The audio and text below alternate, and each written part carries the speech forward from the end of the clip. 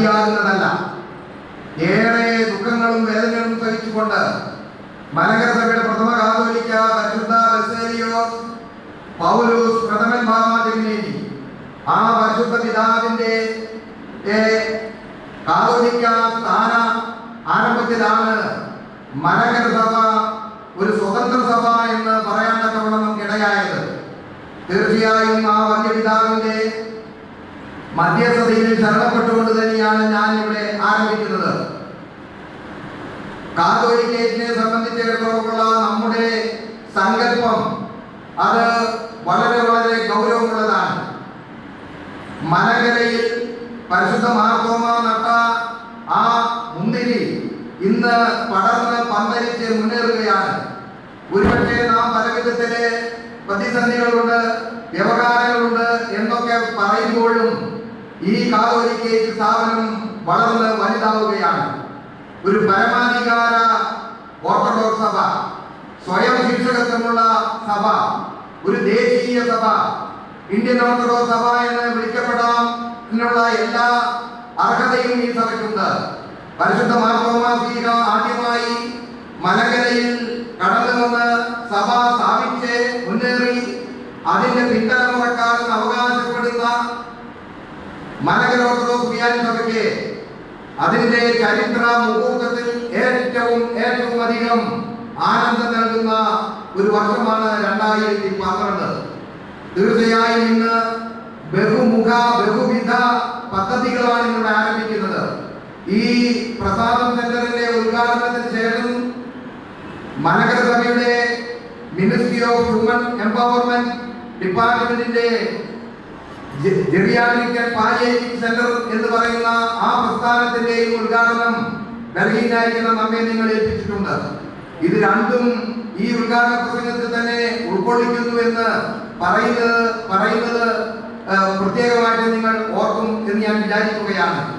മലങ്കര സഭയെ സംബന്ധിച്ചിടത്തോളം അതിന് ഏത് പ്രതിസന്ധികൾ ഉണ്ടായാലും മലങ്കര സഭയുടെ മക്കൾ എന്നും സഭയോടൊപ്പം നിലനിന്നുകൊണ്ട് സഭയുടെ സ്വാതന്ത്ര്യത്തിന് പോറലേൽക്കാതെ എല്ലാ പ്രയാസങ്ങളെയും പ്രതിസന്ധികളെയും അതിജീവിക്കുവാൻ തക്കവണ്ണം കരുത്തരാണ്.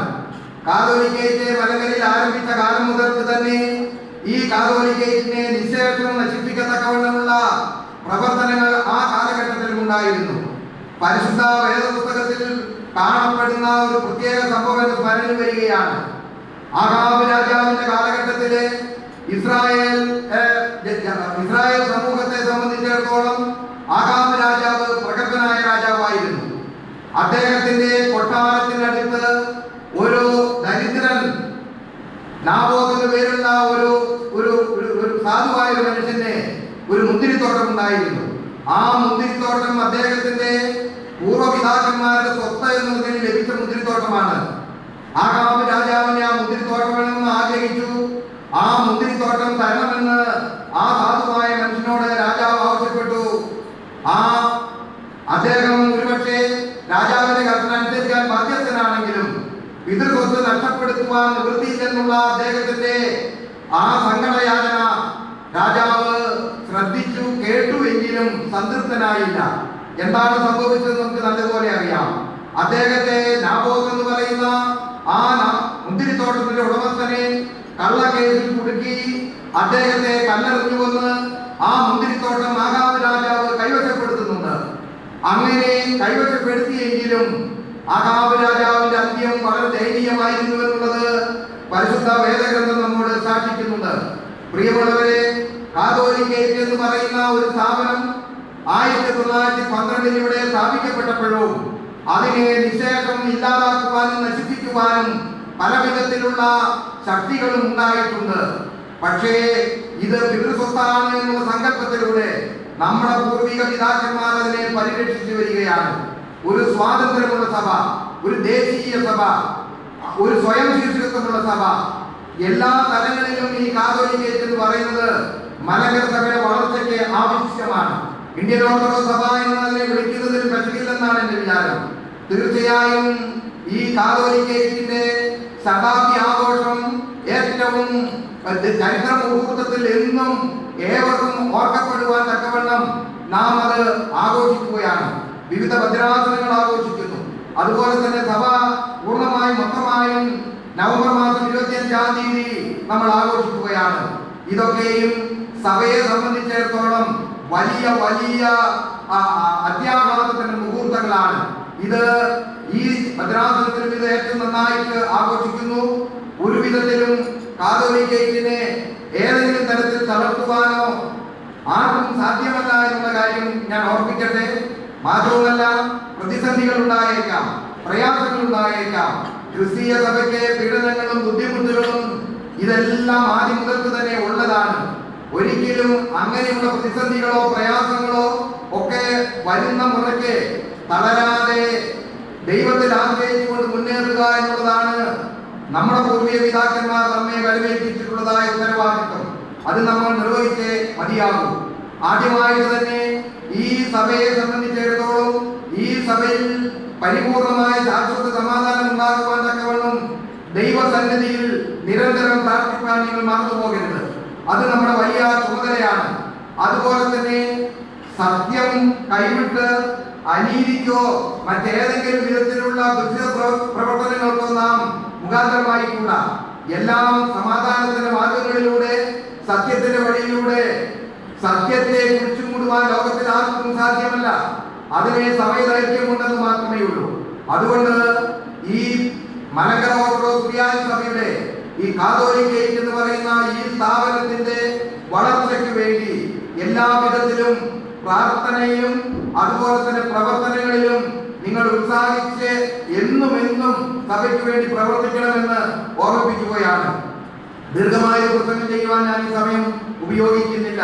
പിതാക്കന്മാരുടെ സാന്നിധ്യം തന്നെ ഈ വിഷയത്തിൽ എത്രമാത്രം ഗൗരവത്തോടെയാണ് കോലഞ്ചേരിയിലുള്ള ഈ ശതാബ്ദി സമ്മേളനത്തിന് എല്ലാ പിതാക്കന്മാരും ഇവിടെ സന്നിഹിതരായിരിക്കുന്ന ഓരോരുത്തരും അവരതിനെ നൽകിയിട്ടുള്ളത് എന്നുള്ളത് ഇവിടെ സുവ്യക്തമായിരിക്കുന്നു. അനേക ജീവകാരുണ്യ പ്രവർത്തനങ്ങൾ ഈ ഭദ്രാസനത്തിന്റെ വൈദികരാലും ജനങ്ങളാലും യാതൊരു തടസ്സം കൂടാതെ നടത്തിക്കൊണ്ടിരുന്ന ഭദ്രാസനമാണിത്.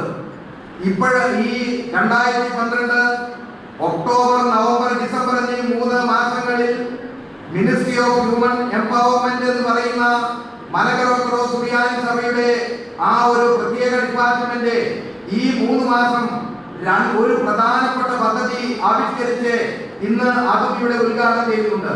കേരളത്തെ സംബന്ധിച്ചിടത്തോളം വൃദ്ധജനങ്ങൾ വർദ്ധിച്ചുകൊണ്ടിരിക്കുകയാണ്. അവരുടെ മക്കളും കൊച്ചുമക്കളും ആരും നാട്ടിലില്ലാതെ ലോകത്തിന്റെ പല ഭാഗങ്ങളിലുമായി അവരെ കുടിയേറി ഉദ്യോഗാർത്ഥവും മറ്റു വിധത്തിലും അവരെ നാട്ടിൽ നിന്ന് അന്യമായി കൊണ്ടിരിക്കുകയാണ്. അങ്ങനെയുള്ള സന്ദർഭത്തിൽ ഈ വൃദ്ധജനങ്ങളെ ഏതെല്ലാം വിധത്തിൽ നമുക്ക് അവരെ സഹായിക്കാൻ നോക്കും. അങ്ങനെയുള്ള ഒരു പദ്ധതിയാണ് ആവിഷ്കരിച്ചിട്ടുള്ളത്. 200 വർഷങ്ങൾക്ക് മുൻപ് പുലിക്കോട്ടിൽ എല്ലാ പള്ളിയിലും ഒരു പള്ളിക്കൂടം ഉണ്ടായിരിക്കണമെന്ന് നിഷ്കർഷിച്ച് ഏകദേശം 250 പള്ളിക്കൂടങ്ങൾ അന്ന് സ്ഥാപിച്ചു എന്ന് ചരിത്രത്തിലൂടെ വായിച്ചിട്ടുണ്ട്. അന്ന് പള്ളിക്കൂടം സ്ഥാപിക്കുക എന്ന് പറയുന്നത് ഒരു ജീവകാരുണ്യ പ്രവൃത്തിയായിരുന്നു. ഇന്ന് മലങ്കര സഭ ആഗ്രഹിക്കുന്നത് പള്ളിയോടൊപ്പം ഒരു പള്ളി വീട് ഉണ്ടായിരിക്കണം എന്നുള്ളതാണ്. പള്ളി വീട് എന്ന് പറഞ്ഞാൽ പകൽ സമയം ദേവാലയങ്ങളിൽ ഈ വൃദ്ധജനങ്ങളെ കൊണ്ടുവന്ന് ആ പകൽ സമയം മുഴുവനും അവരെ സന്തോഷപൂർവ്വം ചെലവഴിക്കത്തക്കവണ്ണമുള്ള സംവിധാനം. അതോടൊപ്പം തന്നെ പാലിയേറ്റീവ് കെയർ ഡിപ്പാർട്ട്മെന്റ് നമ്മൾ തുടങ്ങുകയാണ്. അതിനാണ് ബഹുമാനിയായ ഡോക്ടർ സുരേഷ് കുമാർ അദ്ദേഹം ഈ വകുപ്പിലേറെ പ്രവർത്തിക്കുന്ന വളരെ ശുഷ്കാന്തിയോടെ പ്രവർത്തിക്കുന്ന ഒരു ഡോക്ടറാണ്. തീർച്ചയായും അതും ഈ വർഷത്തെ മലങ്കര സഭയുടെ ഒരു പ്രധാനപ്പെട്ട പദ്ധതിയായി ആവിഷ്കരിക്കുവാനായിട്ട് നിശ്ചയിച്ചിട്ടുണ്ട്. തീർച്ചയായും ഈ ഇന്നത്തെ ഈ സമ്മേളനത്തിലെ ഇത്രയും വിശ്വാസികളുടെ സാന്നിധ്യവും അതുപോലെ തന്നെ കാതോലിക്കയോടുള്ള നിങ്ങളുടെ പ്രതിബദ്ധതയും ഈ ഭദ്രാസന ആസ്ഥാനം ഇത്ര പ്രൗഢഗംഭീരമായി നിർമ്മിച്ച് ഇത് മലങ്കര സഭയ്ക്ക് ഒരു അഭിമാന സ്തംഭം എന്ന് പറയത്തക്കവണ്ണമുള്ള വിധത്തിലും ഇതിവിടെ പൂർത്തീകരിക്കപ്പെട്ടിരിക്കുന്നു. ഇതിനു വേണ്ടി സഹായിച്ച എല്ലാവരെയും ദൈവതമ്പുരാൻ അനുഗ്രഹിക്കട്ടെ എന്ന് പ്രാർത്ഥിച്ചുകൊണ്ട് ഈ ഇന്നത്തെ ഈ പൊതു സമ്മേളനം ഔപചാരികമായി ഉദ്ഘാടനം ചെയ്തായിട്ട് പ്രഖ്യാപിക്കുന്നു. ദൈവതമ്പുരാൻ നമ്മെ വാഴ്ത്തി അനുഗ്രഹിക്കട്ടെ. മാർക്കോസ്